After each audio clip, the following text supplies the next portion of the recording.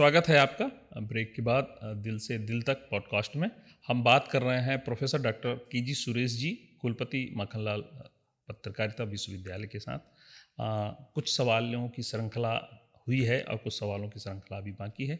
Sir जी, तो आपसे एक छोटा सा पत्रकारिता से रिलेटेड एक सवाल है कि आजकल डिजिटल मोबाइल का ज़माना है और हर एक आम आदमी, जैसा कि आप पहले भी कह चुके हैं, हर एक आम आदमी अपना मोबाइल लेके चल रहा है और पत्रकार होने का दावा कर रहा है।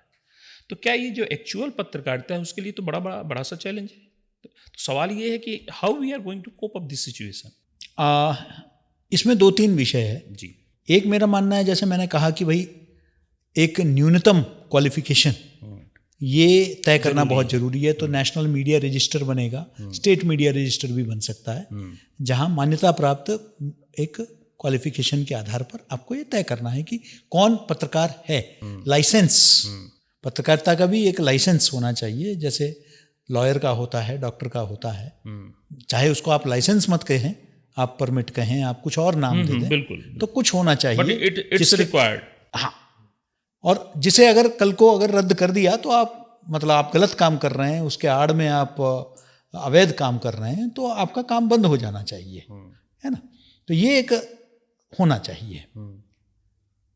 दूसरा जो है, अभी जो आ चुके हैं कुछ अच्छा काम कर रहे हैं, लेकिन ऐसा तो नहीं है कि क्योंकि उनके पास नहीं है तो हम उनको तुरंत बाहर कर दें। नहीं। तो क्या माखनलाल विश्वविद्यालय जैसे विश्वविद्यालय उसके लिए कार्य कर सकता है क्या? तो हमने 2-3 नए प्रयोग किए हैं। हमने अपने सांध्यकालीन पाठ्यक्रम में, जो हम MP नगर से विकास भवन से चलाते हैं, अच्छा, हम 6 से 8 बजे तक हमने एक नया पाठ्यक्रम शुरू किया है, post graduate diploma in mobile journalism, mobile पत्रकारिता पर मोजो इसको हम कहते हैं। ओके, और अब हम इसको अपने सभी अध्ययन केंद्रों के माध्यम से भी चला रहे हैं पूरे प्रदेश भर में। तो आप मात्र 2 घंटा शाम के समय में दें और आप मोबाइल पत्रकारिता, मोबाइल तो आप चलाना जानते हैं, उसका विधा भी शायद आप हमसे बेहतर जानते हैं, लेकिन इस बहाने हम उनको पत्रकारिता सिखाते हैं।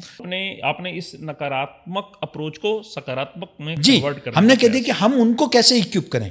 ये नहीं कि वो सब जो हैं अवैध हैं, फर्जी हैं, उनको निकाल दो। नहीं, क्या उनमें से जो लोग कुछ सीखने की ललक रखते हैं, आ गए, पत्रकारिता करने लग गए मोबाइल, लेकिन अब उनको लगता है कि हाँ शायद हमें भी सीखने की जरूरत है, तो उनके लिए हम एक पार्ट टाइम कोर्स लेकर आए ताकि वो पत्रकारिता में एक प्रमाण पत्र भी उनको मिले।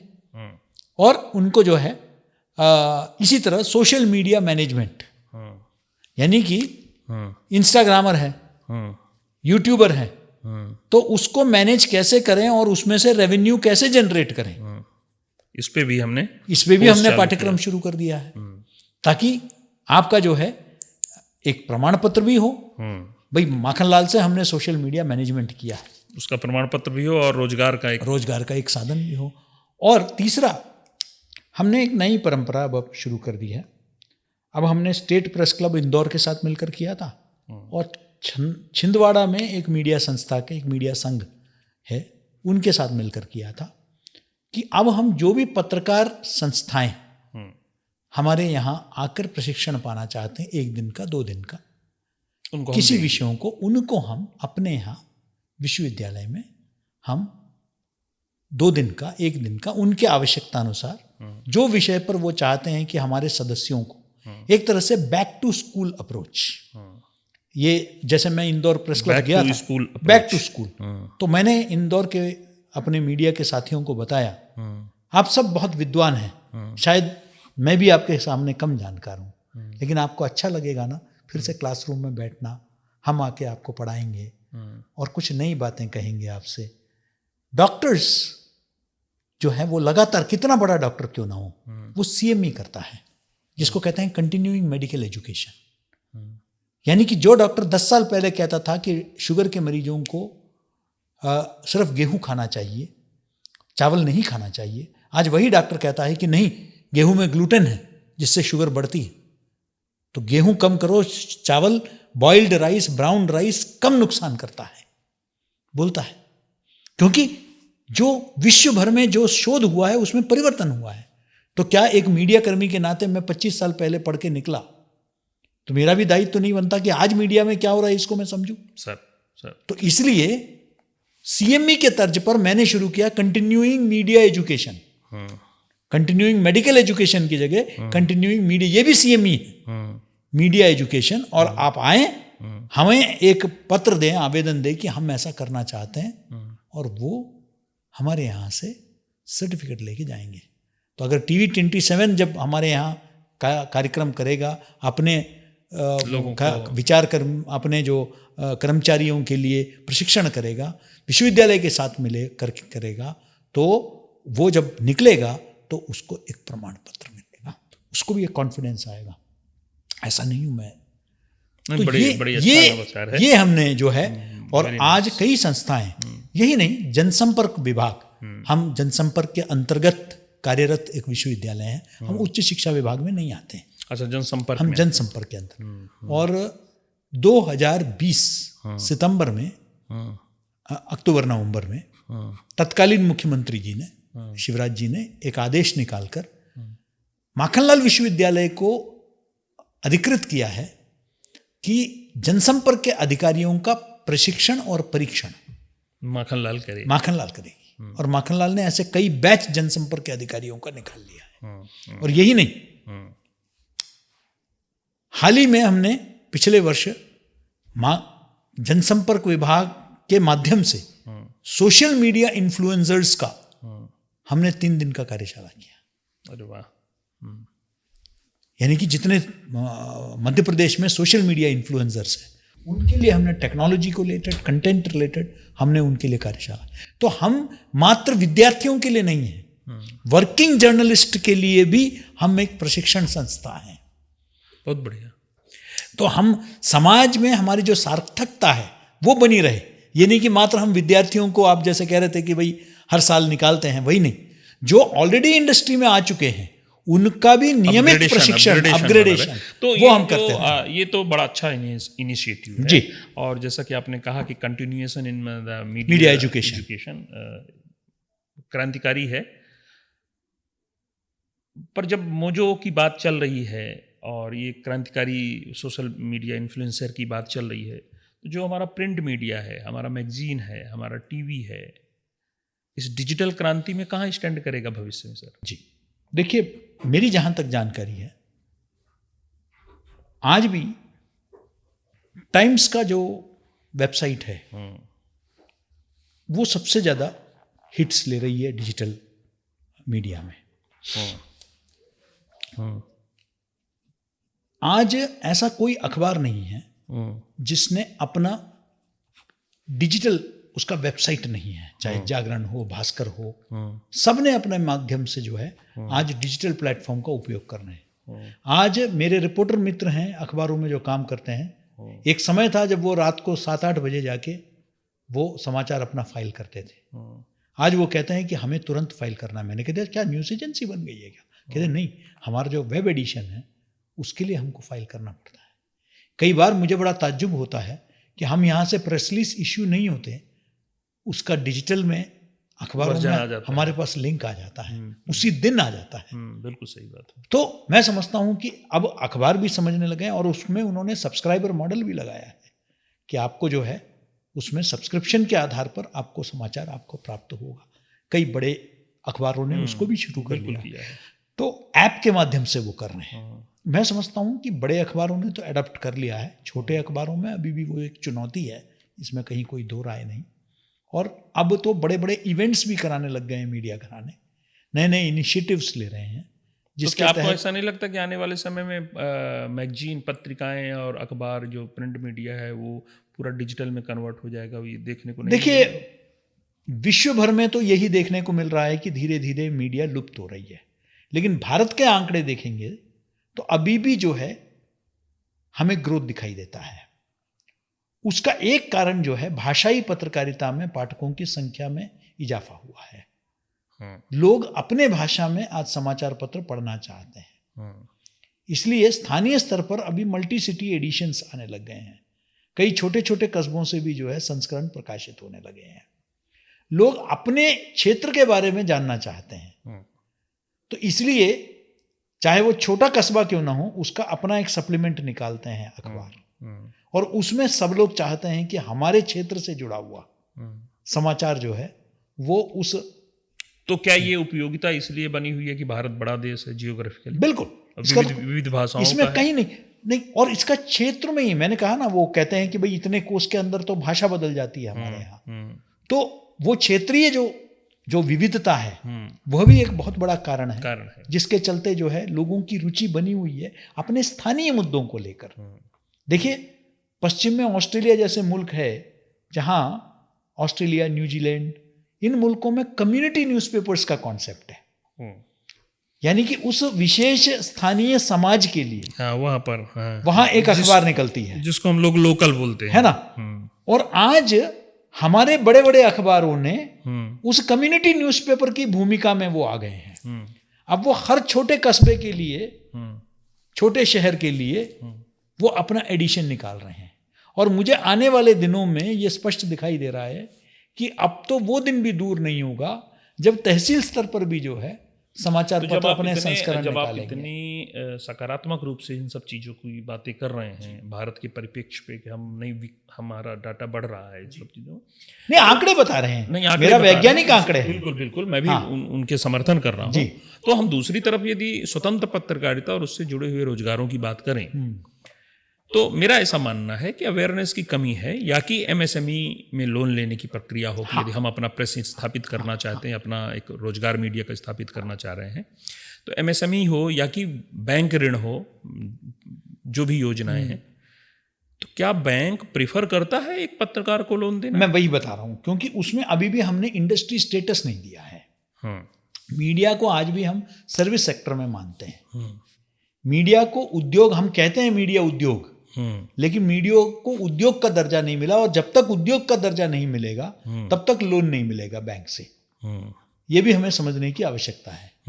और उद्योग दर्जा देने में हमारे अंदर ही मतभेद है उसको लेकर, क्योंकि हम ये जानते हैं आज का हकीकत कि आज हम उद्योग बन चुके हैं, लेकिन हम स्वीकार करने के लिए तैयार नहीं है, क्योंकि स्वीकार करने से हमें लगता है कि समाज में हमारी स्वीकार्यता कम हो जाएगी, क्योंकि हम भी धंधा कर रहे हैं हम भी बिजनेस कर रहे हैं। बिजनेस डर्टी वर्ड तो एक तरफ जो चौथा स्तंभ का व्यापार, तो ये विरोधाभास है कुल मिला के। वो ये हमारा एक शुरुआत में जो हमारा जो समाजवादी एक आधारशिला रही है, वो कहीं ना कहीं इस मानसिकता के लिए आड़े आती है। क्योंकि उद्योग एक अश्लील शब्द क्यों है? मुनाफा बुरा शब्द क्यों है? मुझे तो समझ में नहीं आता है। सब मुनाफा कमाना चाहते हैं, लेकिन बुरा शब्द है, बुरा शब्द है।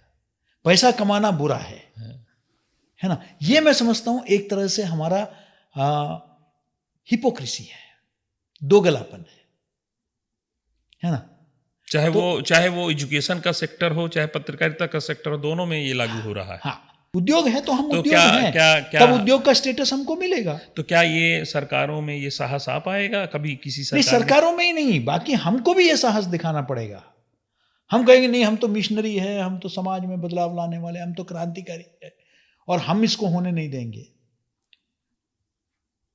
तो सरकारें देखो बहुत सोच समझ के चलती हैं, वो किसी को नाराज नहीं करना चाहती, तो इसलिए वो भी ऐसा कोई कदम नहीं लेंगे जहां जो है आज। अब ये इसको छोड़िए, फिल्म के लिए क्या लोन मिलता है क्या?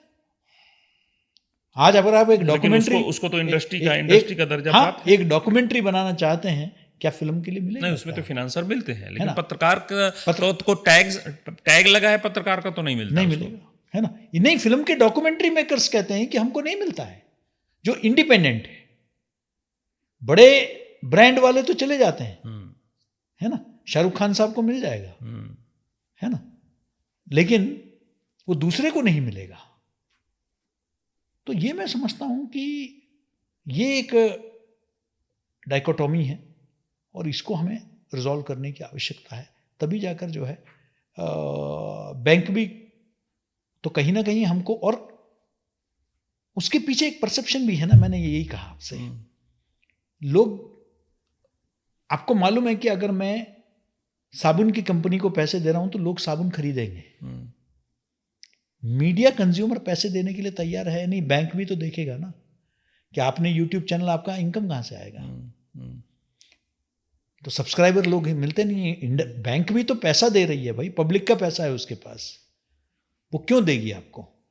आपकी क्या गारंटी है?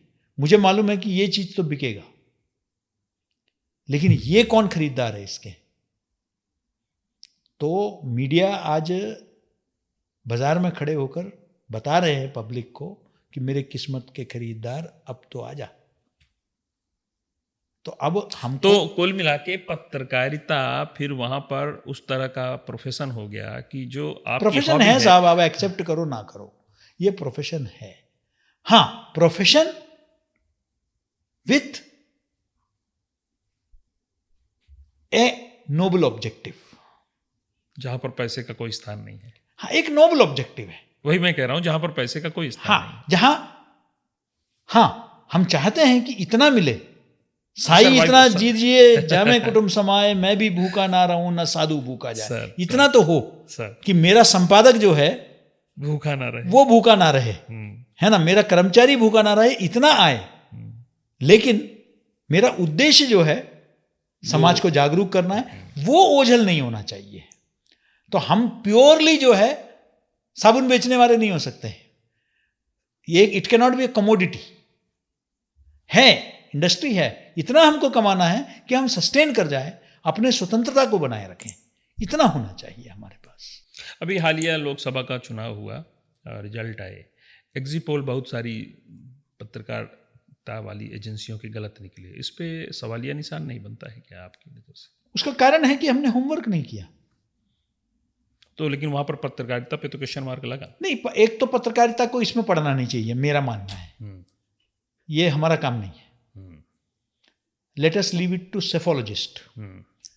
एक ग्रुप ऑफ सेफोलॉजिस्ट हैं, चुनाव के जो विश्लेषक हैं, उनको तो करने क्या- दीजिए, आप उनको मंच दे सकते तो हैं। क्या वो चुनाव के विश्लेषक हमारी पत्रकारिता के हिस्से में नहीं आती? नहीं नहीं नहीं, कैसे आएंगे? चुनाव विश्लेषक, सेफोलॉजी एक अलग साइंस है, आप उनको अपने इसमें मत लाइए। उसमें राजनीतिक विश्लेषक बैठ के उसका विश्लेषण कर तो सकता काफी बड़े सेफोलॉजिस्ट तो अपने आप को पत्रकार भी बोलते है। हैं। नहीं, यही तो अफसोस है ना साहब। आप, क्योंकि वो जो है वो कोई ठोस साइंस नहीं है, इसको आपको मानना पड़ेगा। और अगर वो साइंस है तो फिर उसका पैरामीटर साइंटिफिक होना चाहिए। अगर मैं मध्य प्रदेश के बारे में मैं एक निष्कर्ष पर पहुंचना चाहता हूं और मैं ये सोच रहा हूं कि हर जिले में 5 लोगों से बात करूं, तो आपका सैंपल साइज गलत है। सर्वे का भी हम लोग शोध कराते हैं अपने विश्वविद्यालयों में, एक सैंपल साइज होता है जो साइंटिफिकली तय होता है। आपका सैंपल साइज अगर गलत है तो आपका निष्कर्ष भी गलत निकलेगा।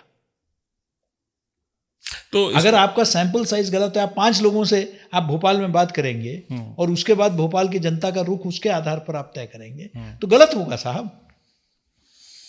भोपाल की आबादी के अनुपात में आपका एक सैंपल साइज होना चाहिए, और वो भी स्ट्रेटिफाइड, जिसमें आपको पता होना चाहिए इसमें ग्रामीण व्यक्ति भी होना चाहिए। आप स्कूल के माखनलाल के 5 विद्यार्थियों को जो बिहार से हैं और यूपी से हैं, उनसे पकड़कर भोपाल के बारे में पूछेंगे और आप कह देंगे हमने भोपाल में सर्वे करा दिया। नहीं होता है ऐसे। आपको भोपाल के ग्रामीण क्षेत्रों में आपको जाना पड़ेगा, आपको बिशनखेड़ी जाना पड़ेगा, उधर का एक ग्रामीण व्यक्ति से भी आपको बात करनी है। आपको जो शहर के सबसे गुलमोहर आकृति बावड़िया कला जैसे पोश इलाके से भी, आपको अरेरा से भी आपको किसी को लेना पड़ेगा, आपको थोड़ा सा पुराने शहर से भी आपको लेना पड़ेगा। ऐसे कुछ लोगों को जब आप लेंगे तब जाके आपका, उसमें महिलाओं को लेना पड़ेगा, कामकाजी महिलाओं को लेना पड़ेगा, कॉलेज के विद्यार्थियों को, युवा पीढ़ी को लेना पड़ेगा। आपका सैंपल कैसा है, तो आपका वैज्ञानिक स्तर पर है या नहीं। मैं तो समझता हूं कि सैंपलिंग में गड़बड़ी हुई है। तो वैज्ञानिक स्तर की हम बात कर रहे हैं, साइंस की बात कर रहे हैं, तो कुछ इसका भी तो एक फिक्स पैरामीटर होगा कि होता है कि किस सेंसस में क्या, तो उस आधार पर नहीं हुआ है, इसलिए जो है नतीजे, निष्कर्ष भी गड़बड़ हो जाते हैं। और दूसरा एक रियलिटी है, देखिए आज वो समय बदल गया है, आज जनता भी खुलकर नहीं बोलती है अपने विचार को। जनता को लगता है कि पता नहीं हम टारगेट में ना आ जाए, तो वो पहले जो होता था, क्या है आपका एग्जिट पोल क्या है, जब आप चुनाव मतदान करके बाहर निकलते हैं तब आपसे पूछा जाता है। बिल्कुल बिल्कुल। और कितने लोग खुलकर बोलेंगे, ये भी आप देखिए, खुलकर कितने लोग बोलेंगे कि हाँ हमने फलान पार्टी को दिया है। वो भी डरता है, वो भी एक संकोच है। लेकिन मैं एग्जिट पोल को मैं समझता हूँ कि मैं कम से कम कई वर्षों से एग्जिट पोल से तो मेरा भरोसा उठ चुका है। मैं नहीं करता हूँ, ना ओपिनियन पोल में करता हूँ, ना एग्जिट पोल में करता हूँ। नहीं, बढ़िया। तो अभी यदि हम आपके पूरे प्रोफेशनल लाइफ में देखें या कि आपकी अपना सामाजिक जीवन देखें, आपको क्या लगता है कि आपकी अपनी सबसे बड़ी प्रतिस्पर्धा किससे है, व्यक्तिगत रूप से, सामाजिक रूप से या कि प्रोफेशनल रूप से? अपने आप से। तो उसमें पैरामीटर क्या पाते हैं आप? मैं ये देखता हूँ, मैं हर रोज शाम को सोने से पहले अपने दिन का जो है एक तरह से विश्लेषण करता हूँ। आज मैंने क्या किया और क्या मैंने कुछ सार्थक किया या मैंने जो है अपना समय बर्बाद किया। क्या मुझे उस व्यक्ति पर इतना समय देने की आवश्यकता थी क्या मैंने गलती आज क्या की, मेरे कम्युनिकेशन में क्या कमी रही। आज आपसे जो 1-1.5 घंटे जो मैं बात कर रहा हूँ, या आज रात का मेरा विषय होगा कि मैंने क्या क्या कहा, क्या मैं शायद ये बेहतर नहीं कह सकता था। और कल मेरी कोशिश रहेगी कि आज की गलती को ना दोहराऊं। और हर रोज को एक नए दिन की तरह मैं देखता हूँ, आज के कंटिन्यूएशन की तरह नहीं देखता हूँ। वो एक नया दिन मुझे मिला है। तो आपको नहीं लगता कि जो आपका अनुभव है, आपके विचार हैं, इनको आप कुछ अपनी आत्मकथा के रूप में? अभी वो समय नहीं आया।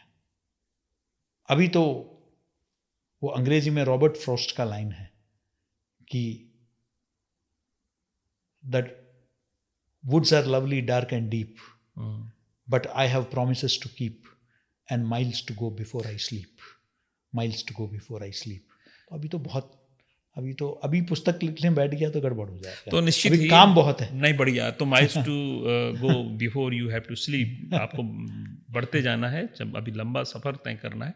लेकिन फिर भी यदि हम इस पूरे सफ़र में देखें तो आपको क्या लगता है कि यदि आप सबसे बड़ा कंट्रीब्यूशन सोसाइटी के लिए कहीं पर अपने बकेट में, अपने गुड लिस्ट में डालना चाहेंगे तो क्या पाएंगे? मैंने अपने आप को, मैं अक्सर बताता हूँ, कई बार अपने परिवार के साथ भी बैठता हूँ तो मैं कहता हूँ कि बेटा बड़ा अच्छा होता है बैठ के सिस्टम को गाली देना,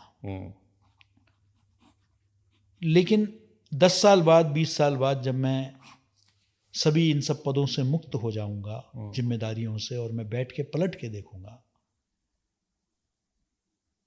तो मेरे अंदर सवाल आएगा कि जब तुझे मौका मिला तो तूने क्या किया, तुमने कुछ किया क्या। इसलिए जिस भी संस्था में मैं गया हूं, चाहे दूरदर्शन हो, भारतीय जनसंचार संस्था हो, जितना मैं नहीं कहूँगा कि सबसे ज़्यादा मैंने ये किया, मेरा कंट्रीब्यूशन अभूतपूर्व है, लेकिन मैंने एक एक दिन का सदुपयोग किया और मैंने प्रयास किया कि उस संस्था को कुछ नए मुकाम पे पहुंचाऊं।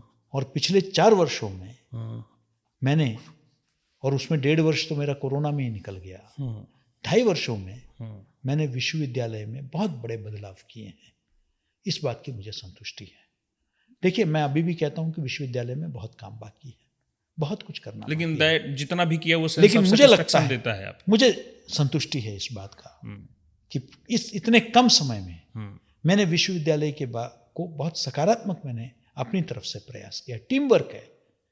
मैं ये नहीं कहता कि अकेले मेरे कारण ये हुआ है, मेरे साथ एक पूरा टीम है, लेकिन मैं उस टीम को मोटिवेट कर पाया, प्रोत्साहित कर पाया, और हम सब ने मिलकर उस विश्वविद्यालय को उसके सही जगह में पहुंचाने का एक प्रयास किया। अभी बहुत काम बाकी है और करते रहेंगे। तो आपको क्या लगता है कि आपकी ऐसी महत्वाकांक्षा जो शेष रह गई है? देखिए, मैंने कहा कि अभी मैंने कई विषय आपको बताया। राष्ट्रीय मीडिया साक्षरता मिशन है जो मैं चाहता हूं कि सरकार उसको स्वीकार करे और देश में हो। मास कम्युनिकेशन जो सब्जेक्ट बताया, हाँ, एक नियामक संस्था, प्रेस काउंसिल को ज़्यादा ताकत मिले, इस तरह के। और जैसे चीन में नेशनल कम्युनिकेशन यूनिवर्सिटी है, उस तर्ज पर अभी तो मैं माखनलाल के बारे में ही चाहूँगा, ऐसे कि माखनलाल हो या कोई और संस्था हो, लेकिन हमारा अपना एक नेशनल कम्युनिकेशन यूनिवर्सिटी होना चाहिए। वैश्विक स्तर पर मैं समझता हूँ कि भारत का अपना एक प्लेटफॉर्म होना चाहिए मीडिया का, जो भारत की बात भारत के दृष्टि से विश्व की बात करे। यानी कि जैसे चाइना के पास चाइना सेंट्रल टीवी है, फ्रांस के पास फ्रांस 24 है, रशिया के पास रशिया टुडे है, यूएस के पास CNN है, अरब मुल्कों के पास अल जजीरा है। भारत दुनिया का सबसे बड़ा लोकतंत्र है, लेकिन हमारा अपना कोई ब्रांड नहीं है वैश्विक स्तर पर जो भारत की बात कहे और भारतीय दृष्टिकोण से कहे, भारतीय दृष्टिकोण को विश्व के हर नागरिक तक पहुंचाना। ऐसा एक ब्रांड, ग्लोबल ब्रांड हमारा मीडिया का होना चाहिए। ये भी मेरा सपना है, पता नहीं पूरा होगा या नहीं। बहुत शानदार बहुत शानदार से। तो इन्हीं परिप्रेक्ष्य में आगे बढ़ते हुए आपका कोई ऐसा आज तक का प्रोफेशनल या सामाजिक या कि व्यक्तिगत कोई ऐसा वाकया जो आप भूल जाना चाहें? प्रोफेशनल तो देखिए, एक यंग रिपोर्टर के नाते ओवर इंथुजियाज्म तो था। मैंने बहुत कम समय में डेस्क से मैं रिपोर्टिंग में आ गया और लगातार कई पुरस्कार अपने संस्थाओं में लेता रहा। तो एक आध ऐसी घटना भी हुई है जहां मुझे ऑफ द रिकॉर्ड या कॉन्फिडेंशियल एक बात जो मुझे कही गई सत्य था, तथ्य था, कोई गलत नहीं था, लेकिन मैंने अपने सोर्स को एक्सपोज किया उस जल्दबाजी में। आज जब पलट के देखता हूं तो मुझे लगता है उसका मुझे फायदा मिला, लाभ मिला। मेरी खबर हर जगह छपी, उसकी चर्चा हुई, लेकिन वो उस सोर्स से मेरा वो अंतिम स्टोरी था। उस सोर्स से आपने समय के पहले उसको, हाँ, उनका विश्वास खो बैठा मैं। हम कभी कभी जल्दबाजी में अपने करियर, कभी कभी कुछ चीज़ों को हम तिलांजलि दे देते हैं, बलिदान दे देते हैं, तो वो सही नहीं है। हमें लॉन्ग टर्म सोचना पड़ेगा। रिश्ते बड़े मुश्किल से बनते हैं, पत्रकारिता में आपके बहुत रिश्ते बनते हैं, उनको बनाए रखना जरूरी है। ऐसे कुछ और ऐसे ही सीखा, और मैं समझता हूँ उन सब घटनाओं ने, अच्छे बुरे घटनाओं ने ही मुझे निर्मित किया है। आज का जो कुछ भी मैं हूँ वो मेरे उन संपादकों के वजह से भी हूँ जो मेरे प्रति सख्त भी थे तो कोई नरम भी थे। तो उन सब से मैंने सीखा, और मेरा प्रयास रहता है कि मैं आज भी जो है युवा विद्यार्थियों से भी सीखूं। सीखने की ललक खत्म नहीं होनी चाहिए। जिस दिन मैं ये समझने लग जाऊं कि मैं सर्वविद हूँ, ज्ञानी हूँ, मुझे कुछ सीखने की अब आवश्यकता नहीं है, मैं कुल गुरु हूँ, तो मैं तो सब कुछ जानता हूँ, नहीं, बहुत कुछ जानना बाकी है। एक जीवन तो बहुत कम है साहब एक विषय के बारे में जानने के लिए। भूल जाइए पूरे ब्रह्मांड को समझना, तो हम तो ब्रह्मांड के एक कतरा के समान है। तो मुझे तो लगता है कि बहुत कुछ सीखना बाकी है। आज मैं यहाँ बैठे आपसे बात कर रहा था, भैया मैं आपसे भी सीख रहा था। तो ये सीखने की इच्छा, आप जीवन भर एक विद्यार्थी है। मैं कई बार मंचों पर बात करता हूँ तो मैं अपने आप को मीडिया का कुलगुरु नहीं, मीडिया का विद्यार्थी बोलता हूँ। मैं समझता हूँ कि जब तक अंदर पत्रकार के अंदर विद्यार्थी भाव है कि मैं कुछ सीखना चाहता हूँ, तब तक वो आगे बढ़ता रहेगा। जिस दिन उसके अंदर ये भाव कि मैं सर्वज्ञ हूँ, मैं सब कुछ जानता हूँ, उस दिन उसका पतन शुरू होगा। ये मेरा। आपने विविध विविध देशों की यात्राएं करी हैं, विविध विविध रोल में पत्रकारिता का परचम लहराया है। तो यहाँ की पत्रकारिता, जैसा कि अभी आपने एक ब्रांड की बात करी कि हमारा भी अपना एक होना चाहिए, जैसे CNN है या कि कुछ भी है, तो अलग देशों की, विदेशों की पत्रकारिता और भारत की पत्रकारिता में आप क्या डिफरेंस पाते हैं? कहाँ पर कितने करेक्शन? नहीं, कई मुल्कों के तो हमारी पत्रकारिता से भी बुरा हाल है। हमारे पत्रकारिता उस मामले में, देखिए मैं तो पिछले कुछ वर्षों से रामनाथ गोयनका जो पुरस्कार है, जो भारत का सबसे प्रतिष्ठित पुरस्कार, उसके जूरी में हूँ पिछले कुछ वर्षों से। और मैं जब एंट्रीज देखता हूँ तो मैं बड़ा प्रोत्साहित होता हूँ। तो युवा पीढ़ी के बारे में मेरा पूरा मत अलग है। जब जो लोग कहते हैं कि पत्रकारिता खत्म हो गई है, मैं कहता हूँ कि एक बार एंट्री पढ़ लो भाई। मैं तो एंट्री सारा देखता हूँ, डिजिटल में, एंट्री पढ़ लो, विचार बदल जाएगा, आपका विचार बदल जाएगा। लेकिन आप देख नहीं रहे हैं। अनफॉर्चुनेट, दुर्भाग्यपूर्ण है कि आपको वो दिख नहीं रहा है। वो क्षेत्रीय भाषाओं में हो रही है, भारतीय भाषाओं में हो रही है, मलयालम में हो रही है, मराठी में हो रही है, तमिल में है ना। आप उनको भी पढ़िए, है ना। तो ये बहुत, तो मैं समझता हूँ कि कई दृष्टि से जो है हमारी पत्रकारिता के अंदर बहुत गुण हैं। ये ज़रूर है कि कई चीज़ें हम सीखते हैं। जैसे शुरुआत में हमने इलेक्ट्रॉनिक मीडिया में हमने देखा कि भूत प्रेत और इन सब चीज़ों से हमने शुरू किया था, नाग नागिन से शुरू किया, है ना। और फिर उसके बाद सनसनी बहुत ज़्यादा, लोग पक गए, है ना। शाम को 9 बजे कैंगरू कोर्ट हम शुरू कर देते हैं और उसमें लोगों का चिल्लाना, है ना, चिल्ला चोट करना, हंगामा, वो भी धीरे धीरे कम हो रहा है, स्वीकार्यता उसकी कम हो गई है। तो हम भी हमने वो 26/11 की घटना हुई तो हमने जिस नाटकीय अंदाज से प्रस्तुत किया उससे हमारे ही कमांडो खतरे में आ गए, या करगिल में कुछ लोगों ने रिपोर्ट किया उससे उनकी जान खतरे में आ गई। तो हम भी सीखते हैं, तो एक एवोल्यूशन का एक प्रक्रिया भी होता है और धीरे धीरे हम स्थिरता की तरफ जाते हैं। लेकिन अगर आप मुझसे पूछेंगे तो एक चीज़ मैं ज़रूर चाहूँगा कि हमारा जो पॉलिटिकल ऑब्सेशन है, हम राजनीति से इतने प्रभावित हैं, इतना पॉलिटिकल ऑब्सेशन नहीं होना चाहिए। इतना मैंने पश्चिम के मुल्कों में नहीं देखा। पॉलिटिक्स को वो भी रिपोर्ट करते हैं, लेकिन हमें ऐसा लगता है कि पॉलिटिक्स के सिवाय समाज में, दुनिया में कुछ हो नहीं रहा है। कई चैनल देखने में गौड़ हो गए हैं, पॉलिटिक्स ही सब कुछ है। शिक्षा है ना, स्वास्थ्य है, जो आम जनता से सरोकार रखने वाले कई विषय हैं, वो गौण हो गए हैं। वो हम सिर्फ राजनीति, इस नेता ने क्या कहा, उस नेता ने क्या कहा, इसके जवाब में उसने क्या कहा। राजनीति हमारा जीवन का एक हिस्सा है, वो हमारा पूरा जीवन नहीं है। तो इसी तरह कई लोगों को कोई मतलब नहीं है राजनीति में क्या हो रहा है, इससे कोई मतलब नहीं है।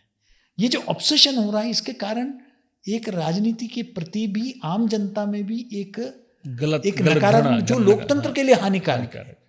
मैं समझता हूं कि नेताओं के प्रति, राजनीतिक दलों के प्रति एक स्वस्थ मानसिकता होना चाहिए, वरना लोकतंत्र में अगर हमारा टोटल विश्वास सिस्टम से उठ गया फिर लोकतंत्र का कोई मतलब नहीं है। तो मैं समझता हूं कि ये जो ओवर ऑब्सेशन है ये भी ठीक नहीं है। हर चीज में राजनीतिक ये हो गया, इन्होंने ये कहा, उन्होंने ये कहा, ये होना चाहिए मिनिमम रिपोर्टिंग जो आवश्यकता है, लेकिन समाज के अन्य पहलू है, सकारात्मक जो बातें हैं, जो समाज का, मीडिया का काम सिर्फ समाज को सूचित करना और शिक्षित करना नहीं है, समाज को प्रेरित करना भी बड़ी भूमिका है मीडिया की। तो ये अपनी विचार प्रेरित नहीं करते हैं। हम ऐसे व्यक्तित्वों को लेकर नहीं आते हैं सामने जो हम सिर्फ, हमारे लिए बड़े व्यक्ति मतलब फिल्म स्टार होता है या स्पोर्ट्स होता है या जो है आपके नेता होते हैं या उद्योगपति होता है, ऐसा नहीं है। डॉक्टर भी है, तो मैं यही पूछना चाह रहा हूँ कि इस तरह के विचारों को नई टेक्नोलॉजी के तहत रखने के लिए उसकी क्या स्ट्रेंथ और वीकनेस आप पाते हैं कि इस तरह के हम विचार रख पाएं नई टेक्नोलॉजी में, अधिक से अधिक लोगों के पास पहुंचे, उसका विवेचना हम करें? नहीं, उसका देखिए एक कमी तो कहीं ना कहीं हम पावरफुल कंटेंट तैयार करना होगा।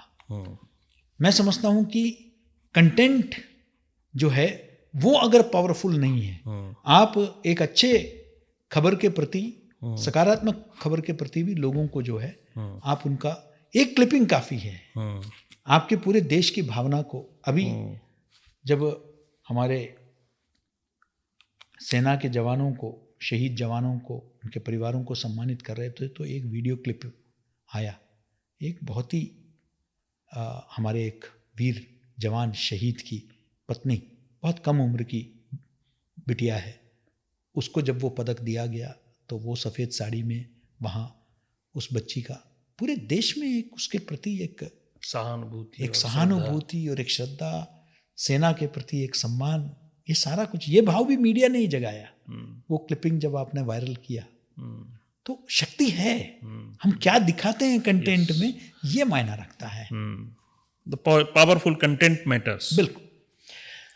यदि हम व्यक्तिगत रूप से आपसे बात करें तो आप भी सोशल मीडिया का इस्तेमाल करते होंगे, तो वो चॉइस ऑफ सिलेक्शन चॉइस कैसा होता है? देखिए, मेरा तो प्रयास रहता है कि मैं ज़्यादा से ज़्यादा ऐसे चीज़ों को मैं प्रस्तुत करूं जो समाज को प्रेरित करे, मीडिया शिक्षा के क्षेत्र में कुछ हो, नवाचार हो, मेरे विश्वविद्यालय को प्रोत्साहन मिले। मैं ऐसे विषयों को ज़्यादा अपने बारे में भी कभी कभी डालता हूँ, लेकिन अब जैसे और कुछ नहीं, मैं जब से मध्य प्रदेश आया तो मुझे अलग अलग जगह जाता हूँ और घूमने फिरने नहीं जाता हूँ। मेरे विश्वविद्यालय के 4 परिसर हैं, प्रदेश में, भोपाल में, रीवा में, खंडवा में, दतिया में, मैं यहीं चला गया। तो वहाँ के स्थानीय जो लोग हैं, वहाँ के स्थानीय भोजन है, स्थानीय घूमने की जगह है, जब जाता हूँ तो वहाँ आधा घंटा 1 घंटा उसके लिए लगाता हूँ। और मैंने पुराना एक टैगलाइन है मध्य प्रदेश का कि एमपी अजब है सबसे गजब है, तो हमने वो श्रृंखला शुरू कर दी अपने सोशल मीडिया में। और वो कुछ भी, सीहोर का जो है कचौड़ी हो सकता है, वो आपके उबैदुल्लागंज का मावा बाटी हो सकता है। ये छोटे छोटे चीज़ों को मैं पकड़ लेता हूँ, उसका वीडियो और उसका फोटो लेता हूँ। हम भी एक एमपी अजब है, एमपी गजब है प्रोग्राम करते हैं, जिसमें हम सरकार की जो सबसे कमजोर कड़ी होती है उसको उजागर करते हैं कि तो, सरकार कहती है और करती है। हाँ, तो मेरा प्रयास रहता है कि मैं उन जीवन शैली के कुछ चीज़ों को, या कुछ मैंने अलग देख लिया तो मैं उसको दिखाऊं, कुछ ये मेरा प्रयास रहता है। ग्वालियर गया तो वहाँ ग्वालियर के किले में जो साउंड एंड लाइट शो होता है, मैंने उसके कोई क्लिपिंग निकाल दिए और उसमें हैशटैग में इनक्रेडिबल एमपी टूरिज्म इत्यादि। तो कुछ सकारात्मक ही, मैं राजनीतिक टिप्पणी नहीं करता हूँ, वैचारिक टिप्पणी नहीं करता हूँ, है ना। मेरे अपने विचार हैं, वो उपयुक्त मंचों पर मैं उसको रखता हूँ, या कभी मेरी लेखनी में वो दिखती है, लेकिन उसको मैं जो हूँ सोशल मीडिया में मेरा प्रयास रहता है कि मैं समाज को प्रेरित करूँ, युवाओं को प्रेरित करूँ, अपने विश्वविद्यालय का ब्रांडिंग करूँ। तो यही मेरा प्रयास रहता है। आप कोई पूरा सोशल मीडिया मेरा स्कैन कर लीजिए। आपने एज ए जर्नलिस्ट, पत्रकार होने की हैसियत से कभी किसी समाचार पत्र में इंटर्नशिप किया है? नहीं, उस समय इंटर्नशिप नहीं होता था। मैंने सीधे नौकरी। प्रारंभिक आपका शुरुआत यूं ही? मैं सीधे अखबार में ही गया। मैं हिंदुस्तान टाइम्स से मैंने शुरू किया, और मैंने जो है सबसे ज़्यादा समय मैंने प्रेस ट्रस्ट ऑफ इंडिया में, पीटीआई में, बतौर मुख्य राजनीतिक संवाददाता मैंने पूरे देश का ही नहीं पूरे विश्व का भ्रमण किया। और बड़े बड़े ऐतिहासिक, चाहे वो नेपाल का शाही हत्याकांड हो, या अडवाणी जी का पाकिस्तान का जो ऐतिहासिक यात्रा रही हो जिसने भाजपा का पूरा रुख बदल दिया, या अफ़गानिस्तान में जो तालिबान, पहली बार जब तालिबान आए उसके बाद जो हुआ है, या नेल्सन मंडेला का जो, सभी आपने अनुभव लिए, ये सब मैंने कवर किया है पीटीआई के एक संवाददाता के नाते। पूरे देश भर का ये रहा। ये पूरे अनुभव में आपका कोई ऐसा वाकया जिसने आपको बड़ा ड्रास्टिक चेंज किया हो, आपकी विचारधारा को, आपकी कार्यशैली को? नहीं, मैं कार्यशैली तो नहीं कहूँगा, लेकिन हाँ, संवेदना जरूर। जैसे देश के इतिहास में सबसे खतरनाक हवाई दुर्घटना जो हुई वो चरखी दादरी में हुई। तो चरखी दादरी के उस दुर्घटना में मैंने देखा कि 2 हवाई जहाज जिसमें पूरे हज यात्री थे, तो उन्होंने किस तरीके से वो आपस में दोनों हवाई जहाज भिड़ गए और सभी की मौत हुई। वो एक बहुत ही जीवन का कितना क्षणिक है, और उनके बटवे, उनका सोना, उनका सब खेतों में टुकड़े टुकड़े शरीर के हुए पड़े हुए थे। और वहाँ उसमें भी मैंने सकारात्मक पहलू देखा, और वो मेरी स्टोरी बड़ी चर्चा में आई। उसमें मैंने देखा ये सारे जितने भी यात्री थे, सारे के सारे एक विशेष समुदाय से थे, क्योंकि सब हज में जा रहे थे, हज के लिए जा रहे थे। लेकिन उनके लिए वहाँ स्थानीय जो उनके शरीर को एकत्रित करके उनके लिए ताबूत तैयार किया, वो राष्ट्रीय स्वयंसेवक संघ के सदस्य थे, गणवेश के लोग स्वयंसेवक थे। मैंने उस खबर को जो है चलाई, वो बहुत जगह छपी।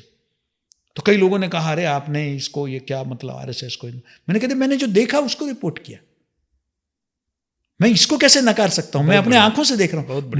मैं तो समझता हूं कि इससे भाईचारा बढ़ना चाहिए, गलतफहमियां दूर होनी चाहिए, है ना। मेरा तो प्रयास ये था। बिल्कुल। तो मैंने उस दृष्टिकोण को, उस समय भी मैं ऐसे ही था, जो मैं देखता था वो मैं बोलता था, आज भी वैसे ही। आपका कोई गुरु, मेंटोर?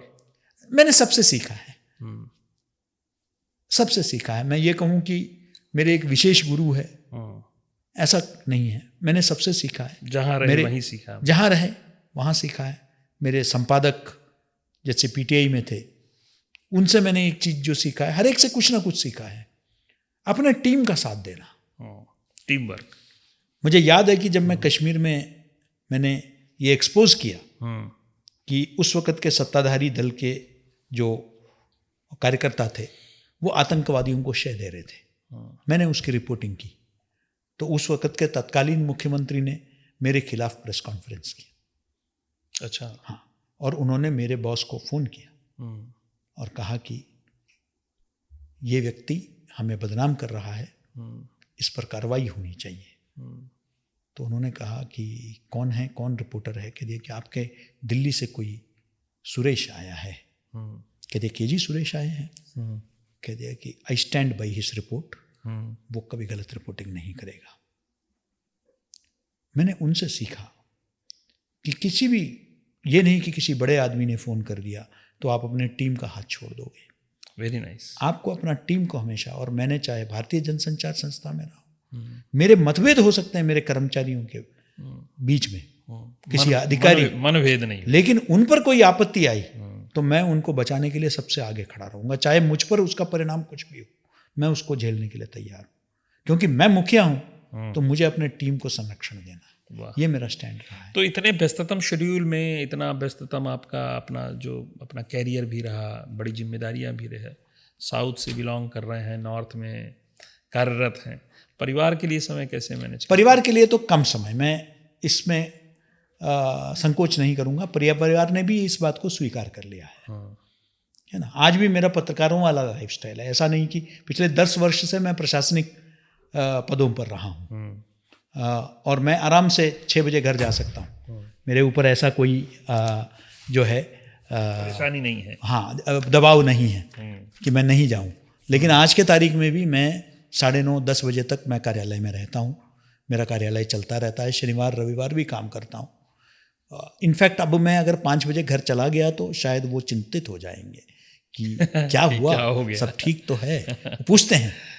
तो खाली समय इसलिए परिवार को ज़रूर, जैसे हर पत्रकार के जीवन में होता है, लेकिन उसका ये मतलब नहीं है, ये भी मैंने सुनिश्चित किया कि मेरी बेटियों का एक भी पेरेंट टीचर मीटिंग मैंने मिस नहीं किया है। अच्छा, इन सब व्यस्तताओं के बीच जिम्मेदारी निभाई है, वो भी मैंने निभाई है होने के साथ साथ। हाँ, वेरी नाइस। ये ज़रूर मैंने सुनिश्चित किया है, ये अनुकरणीय है। हाँ, ये संतुलन मैं जानता हूँ कठिन है, कई बार इसमें आपको नींद के साथ समझौता करना पड़ता है, कई बार कुछ और चीज़ के साथ, लेकिन मैंने ये भी ज़रूर किया है कि जो मेरा दायित्व है वो मात्र हर महीने चेक भेजने तक नहीं है, लेकिन जहाँ उनको आवश्यकता है, मेरी बिटिया का कोई शो है, मेरी बिटिया डांस करती है, वो किसी मंच में जाती है, तो उसके लिए मैं विशेष रूप से, मैं चाहे दिल्ली शाम की फ्लाइट से पहुंचकर अगले दिन सुबह वापस भोपाल आ जाऊं, लेकिन मैं शाम को उसके शो में जरूर। Very nice. ये मैं कोशिश करता हूँ। तो एक अच्छे शिक्षाविद के साथ साथ आप एक अच्छे पिता भी हैं, लेकिन फिर भी जो भी दायित्व हैं, उन दायित्वों को निभाने के लिए 24 घंटे जहाँ कम पड़ते हैं, तो क्या आपको ऐसा लगता है कि आप कुछ लीजियर टाइम निकाल पाते हैं, और यदि निकाल पाते हैं तो उसमें आपकी अभिरुचि क्या होती है? एक बात सुनकर आपको थोड़ा ताज्जुब होगा जी। मैंने कभी काम को काम की तरह लिया ही नहीं, एंजॉय किया उसे। मैंने काम और मनोरंजन अलग ऐसा नहीं, ऐसा देखा नहीं। इसमें जो मुझे आनंद आता है, ये शायद मैं खाली बैठ जाऊं तो मुझे आनंद नहीं आएगा, है ना। सही है। मेरी पत्नी का एक बहुत बड़ी चिंता ये है कि आदमी रिटायर होगा तो मैं इसका क्या करूंगी। इनको खाली बैठने की आदत नहीं है ना। तो मुझे काम करते रहने में ही आनंद है। मुझे लेजर बोल के अगर मैं खाली बैठ गया, चलो कुछ देर खाली बैठते हैं, मेरे लिए उससे बड़ी सजा कुछ नहीं होगी। मैं कार में भी बैठता हूं, अभी मैं वहां से इधर तक आ रहा था, उस बीच में मैंने जो है अपना मतलब आज का सोशल मीडिया पूरा मैंने हैंडल कर लिया। उस समय का उसी यात्रा के बीच में, उस आधे घंटे के बीच में मैंने आज का सोशल मीडिया कर लिया। खाली नहीं बैठूंगा, मल्टीटास्किंग का समय है साहब। तो आपकी आखिरी पुस्तक जो आपने अभी पढ़ी हो और हमें बताना चाहें? पुस्तक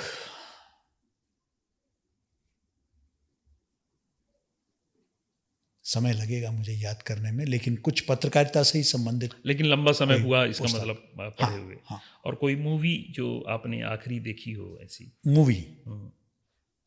मूवी तो मैंने देखी थी, लापता लेडीज।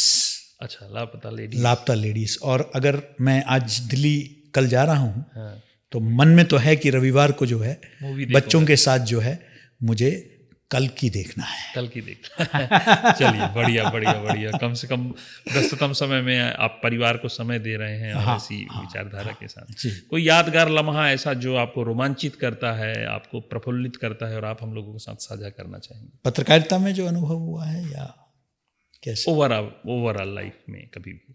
नहीं, वैसे तो बहुत कुछ है, हम्म, लेकिन बड़ा अच्छा लगा सन 2000 में जब युगाब्द बदला, हम्म, यानी कि 1900 से हाँ। 2000 की तरफ हम बढ़ गए, हमारे, हाँ, है ना। यानी कि 1000 वर्ष का समाप्ति, उसका पहला सूर्योदय देखने के लिए मैं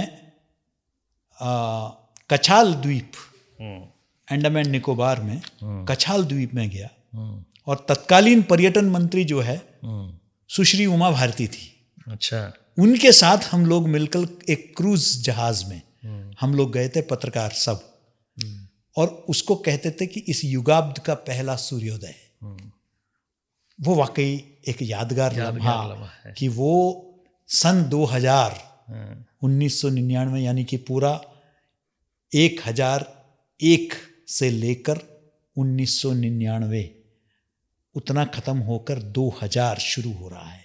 एक युग की समाप्ति है, एक शताब्दी नहीं, एक युग, है ना। तो वो युगाब्द जब बदला, तीसरे युगाब्द में हम जब पहुंचे, वो जो क्षण है जब सूर्योदय आता है, पूरे विश्व में पहला सूर्योदय कछाल में हुआ, वो जो देखने का जो अद्भुत आनंद मिला, वो हमेशा याद रहेगा। वैसे तो बहुत और भी है लेकिन ये ज़रूर याद रहेगा। और दूसरा, पहली बार लद्दाख में गए तो हम यही रिपोर्टिंग के ही उसमें हम लोग खाटडुंगला जाने का, हमने उस वक़्त खाटडुंगला हाईएस्ट मोटरेबल पॉइंट था, 18,500 फीट पर हम लोग जिप्सी लेकर गए, और एक रोमांचित लम्हा था। वो बिल्कुल एक अभी आपने कहा कि दिल्ली आप जा रहे हैं परिवार के साथ, समय लगेगा, एक मूवी देखेंगे कल की। एक सप्ताह का अंत, सप्ताहांत बिताने का आपको एक सुनहरा मौका मिले तो आपके मन में किस तरह की अभिलाषाएं हैं कि किस तरह से हमें ये सप्ताहांत? देखिए, मैं कई बार भोपाल में रहता हूँ तो मैंने एक छोटा सा किचन गार्डन बनाया है, तो मैं उसमें सब्जी काटता हूँ, है ना, पानी देता हूँ, और मित्रों के साथ लॉन में बैठकर चाय पीता हूँ। कुछ बुद्धिजीवी मित्र आते हैं, उनके साथ कुछ परिचर्चाएं इन विषयों को छोड़कर कुछ आइडियाज़ पर। मुझे बहुत युवावस्था में किसी ने कहा था कि ऑर्डिनरी पीपल डिस्कस पीपल, यानी कि जो साधारण लोग हैं वो लोगों के बारे में चर्चा करते हैं। इंटेलिजेंट पीपल डिस्कस इश्यूज, विषयों के बारे में बुद्धि। Intellectual people discuss ideas. मैं उन लोगों के साथ मैं अपने आप को इंटेलेक्चुअल नहीं मानता हूँ, लेकिन मैं इंटेलेक्चुअल्स के साथ बैठने का प्रयास करता हूँ। कोई उपन्यासकार है, कोई लेखक है, कोई नाट्य कला से कोई कलाकार है, उनके साथ बैठ के कुछ ऐसे विषयों पर जो अभी है नहीं, ऐसा होना चाहिए, कुछ आइडियाज़, कैसे हम समाज में परिवर्तन ला सकते हैं, कुछ ऐसे चाय पर, तो थोड़ा माइंड फ्रेश हो जाता है। अभी के राजनीति और इन सब चीज़ों से हटकर एक अलग, एक नई ऊर्जा का संचार हो जाता है। ये प्रयास रहता है। दिल्ली वगैरह में होता था तो मैं कभी एक नाटक देखने चले जाता था, मुझे बड़ा अच्छा लगता है। तो नाटक या कोई संगीत का कोई कार्यक्रम है तो संगीत सुनना मुझे बहुत पसंद है, खासकर जो शास्त्रीय संगीत है उसको सुनने का एक, या कोई भी म्यूज़िकल शो है तो थोड़ा, या जैसे मैंने कहा कि सिनेमा अध्ययन विभाग, सिनेमा में शौक की वजह से ही मैंने शुरू किया। नहीं तो अब हम पॉडकास्ट के अपने समापन की तरफ बढ़ रहे हैं और हम एक अद्भुत पर्सनालिटी के साथ रूबरू हो रहे हैं। विविध आयाम पे हम लोगों ने बातें करी, विविध उनके जो अपनी पर्सनालिटी के जो पहलू हैं, जो अनछुए पहलू हैं, अनकहे हैं, जो व्यक्तिगत रूप से कभी साझा नहीं किए गए, उन विषयों पर भी हमने बात करी। और हम धन्यवाद देना चाहेंगे professor doctor KG. Suresh ji का। उन्होंने बहुत ही खुले मन से अपनी बहुत सारी बातें हम लोगों के साथ साझा करी। समापन के पहले मैं निवेदन करना चाहूँगा सर से एक आखिरी सवाल के रूप में कि युवा पत्रकार तैयार हो रहे हैं, क्या गुण होने चाहिए उनके, और क्या समाज उनके लिए आप एक मैसेज देना चाहेंगे जो उनके कैरियर के लिए एक टर्निंग पॉइंट के रूप में? सबसे पहले तो जो है उनको जितना अध्ययन कर सकते हैं समसामयिक विषयों के बारे में गहन अध्ययन की एक आदत होनी चाहिए। सतही स्तर पर नहीं, आपको उसमें अंदर जाकर उस विषय को समझने का प्रयास करना चाहिए। साहित्य का अवलोकन आपका अच्छा जरूरी है, तभी आपकी भाषा समृद्ध होगी। उसका अध्ययन मेहनत करना होगा। इस उम्र में मेहनत से मत भागिए।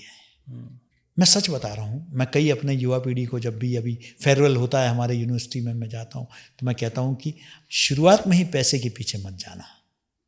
मैंने कह दिया कामयाबी, वो 3 इडियट्स में कहते हैं कामयाबी झक मार के तुम्हारे पीछे आएगी। पहले विशेषज्ञता हासिल करो, मेहनत करो, मेहनत से बचना मत। इस उम्र में ही अगर मेहनत की आदत नहीं पड़ी, हम लोगों ने 18-18 घंटे काम किया और आज भी मैं 14-15 घंटे तो अनिवार्य रूप से मैं काम करता हूँ। मैं उसके बाद जो नींद आती है, इतनी मीठी नींद, आहा साहब, मज़ा आ जाता है ना। कोई चिंता नहीं, कुछ नहीं, सीधे बेड में पड़ गए और सो गए। वो जो है मेहनत का आनंद, तो मेहनत करने की एक आदत डालनी होगी। मल्टीटास्कर बनो, यूनिडायमेंशनल नहीं, मल्टी डायमेंशनल बनो, बहुआयामी बनो। और अपने काम के प्रति ईमानदारी, ये बहुत आवश्यक है। ज़्यादा से ज़्यादा लोगों से मिलो, ज़्यादा से ज़्यादा जगह घूमो, ज़्यादा से ज़्यादा चीज़ों को पढ़ने का, देखने का प्रयास करो।